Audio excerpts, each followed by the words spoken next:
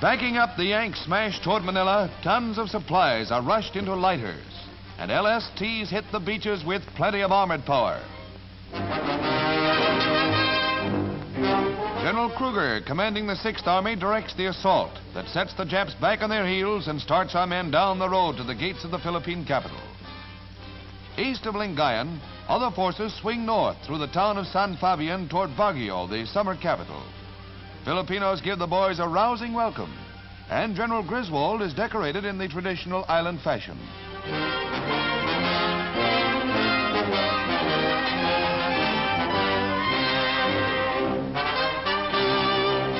A ruined cathedral marks the progress of the battle, which doesn't interrupt prayers for continued Jap defeat.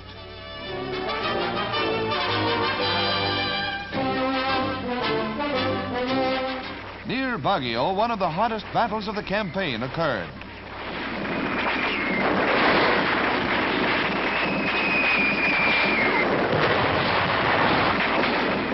The biggest percentage of our casualties during the opening drive happened here. These are Signal Corps pictures.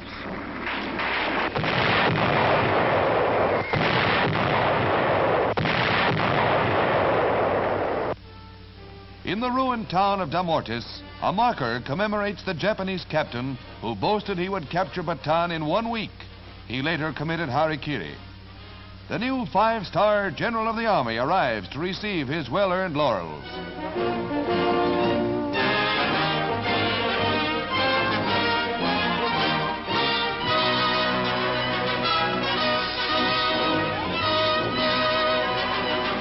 Everybody's out to welcome the conqueror.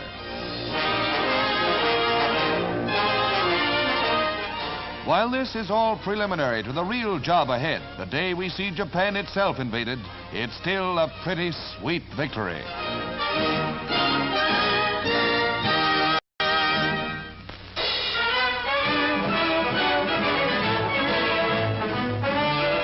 Gasoline and oil are the lifeblood of modern warfare, and our portable pipelines, laid through devastated villages and over terrain that was constantly open to enemy attack, brought fuel that spelled victory in France.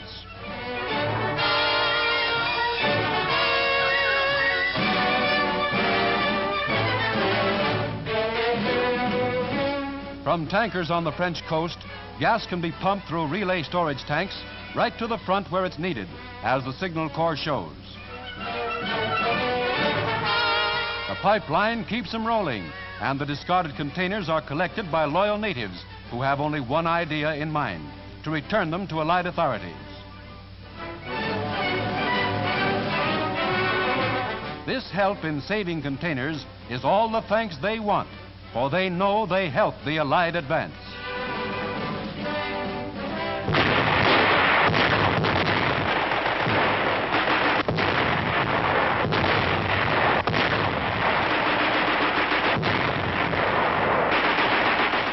The advance of the British, Canadians, and Americans with the use of anti-tank devices flattens the bulge as a prelude to the Russian drive. In mid-January, the British drive in Holland opened the Allied attack on the Nazi West Wall, following von Rundstedt's breakthrough.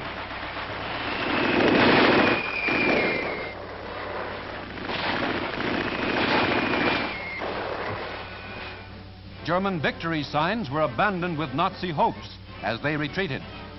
Their dead symbolized the last stand of the Reich.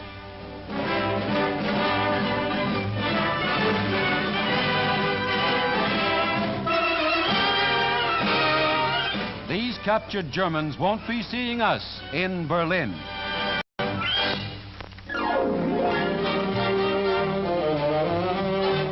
Cokes, donuts, and table tennis set the stage for the very latest in Teen Timers fashions in New York City.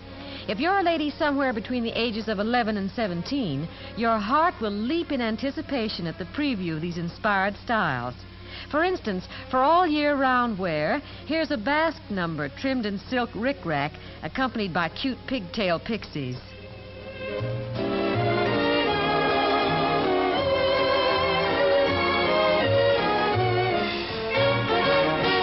It looks like the coming generation is certainly in the know as far as chic is concerned.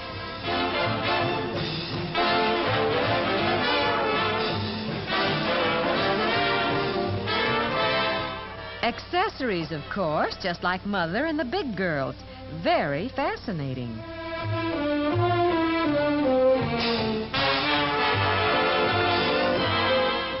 Their slogan is, "Don't call us Bobby Sockers, call us Teen Timers." Mistress Sinatra, please note.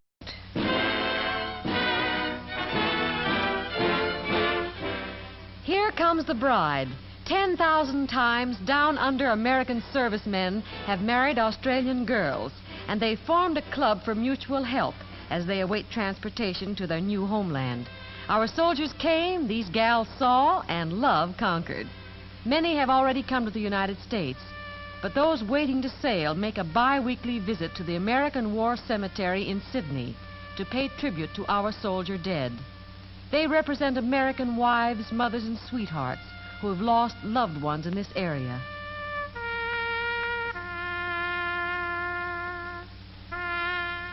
Those unknown are not forgotten by a grateful ally.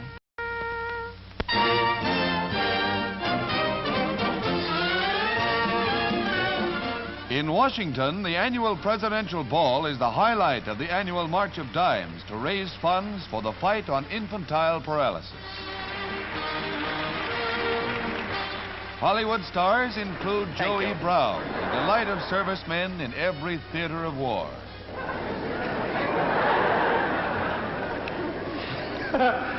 Hello. Well, I want to tell you, ladies and gentlemen, I am so happy. This is the first time I've been in Washington now for about 3 years. Last time I was here, I played a few of the camps around close here, Fort Meade, Dix, Belvoir. Incidentally, I played one post near here that I was mighty proud of. It's one that was named after me, Fort Monmouth. At the President's birthday celebration at the Statler Hotel, Mrs. Roosevelt cuts the traditional cake, assisted by Universal's Susanna Foster. The drive for infantile victims has been extended until the middle of February. So if you haven't, there's still a chance to do your part. Give, so they may have a happier birthday.